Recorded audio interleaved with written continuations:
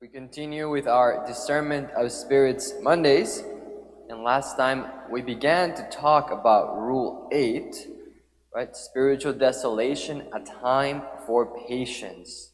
And when we read it, we saw there's kind of two parts to this rule. One is to work at something and then to think in a certain way. And right, it's to work at being patient. It actually requires effort to be patient, to persevere. And then to think in a particular way, and we did not expound on this, but if you were to read the rule again, this is what St. Ignatius says, that we should think, or the person should think, that he will soon be consoled. And so this is the second part of this rule, to think that one will soon be consoled. When one experiences spiritual desolation, there's this lie that you're gonna be miserable forever, right? You feel down, you feel kind of hopeless because you're in desolation, and so there's this sense of this is not going to go away. There's no way out. Consolation is never going to return. Sometimes this feeling or this kind of thought is deeper, and sometimes it's lesser, right? But it's most of the time it's kind of there. But it's false, because consolation always returns. And so we have to kind of fight the lie with the truth. And this is what St. Ignatius is getting at, right? And so, no, I know that I will soon be consoled. Consolation will indeed return. Soon can mean different things, of course, but still, it will soon return. And so as we fight the lie, usually it's almost like seeing the light at the end of the tunnel. And so it gives us a little bit of strength, and it creates kind of like a spiral of grace, because there's kind of new hope that's injected into this darkness, and then it can help us begin to apply like initiatives, like the things that happen in Rule 6.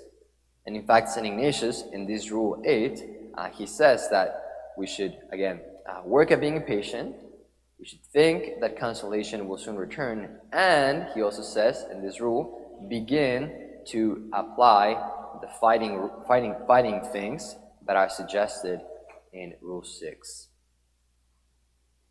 So this is the gist of Rule 8.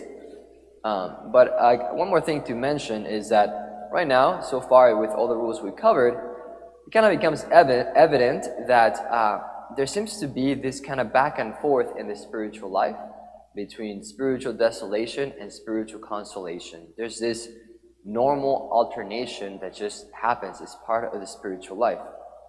So at the end of this actual chapter, Father Gallagher speaks about this reality that just part of the spiritual life is experiencing desolation and consolation, and then you just kind of go back and forth. And he quotes Julian of Norwich. She's not a saint, but she wrote different spiritual things. And I love the things that he quotes from her, and personally I find it very encouraging because it seems like my experience. So let me read you a little bit of what he quotes from her. It's about this thing of kind of going back and forth between spiritual consolation and desolation. This is Julian of Norwich.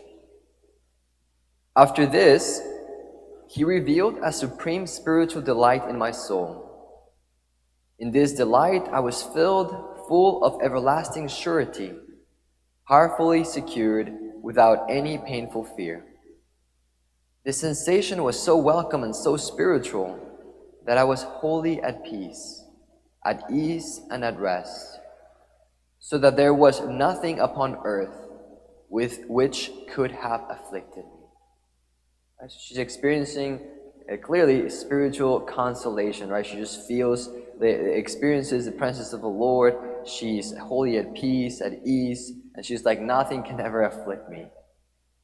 And then she continues, this lasted only for a time, and then I was changed and abandoned to myself, oppressed and weary of my life and ruining myself, so that I hardly had the patience to go on living. I felt that there was no ease or comfort for me except faith, hope, and love. And truly, I felt very little of this. And then she continues, then presently, God gave me again comfort and rest for my soul. delight and security, so blessedly and so powerfully that there was no fear, no sorrow, no pain, physical or spiritual, that one could suffer which might have disturbed me. And she goes back to spiritual consolation, and she's like, I don't care if I were to suffer, it doesn't matter. She continues, then again I felt the pain, and then afterwards the delight and the joy. Now the one and now the other, again and again, I suppose about 20 times. And in the time of joy, I could have said with St. Paul, nothing shall separate me from the love of Christ. And in the pain, I could have said with St. Peter, Lord, save me, I am perishing. The reason why I find this so consoling is because, at least, we probably all experience this differently, but I find it true to my experience, where when I'm in desolation, it just seems like the world is over, and then suddenly consolation returns, and you're like, yeah, let's be holy, let's be saints, and I can do anything for the Lord, and then something happens, and then, oh gosh, Lord, save me, I am perishing. And so this is just part of the spiritual life. It seems like it happened to Julian in Norwich, and she lived about, I think 500 years ago. And Father Gallagher, who's a great spiritual director, seems to see this being the experience of others.